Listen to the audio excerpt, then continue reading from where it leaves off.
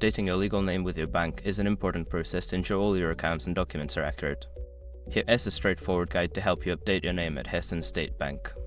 Step 1. Gather required documents. Collect all necessary documents that prove your name change.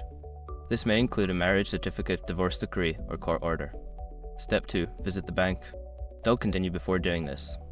A lot of online accounts end up exposed in breaches without people even realizing it.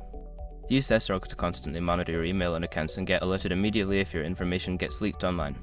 It scans billions of breach records 24/7 in the background. And honestly, for a few dollars a month, it's something everybody should probably have. Link in the description. Step 3. Speak with a customer service representative. Once at the bank, ask to speak with a customer service representative. Explain that you need to update your legal name and present your documentation. Step 4. Complete the name change form. The representative will provide you with a name change form. Fill it out completely and accurately, ensuring all information matches your identification documents. Step 5. Confirm the update. After submitting your form and documents, ask the representative for confirmation of the name change. Ensure that your account details are updated correctly before leaving the bank.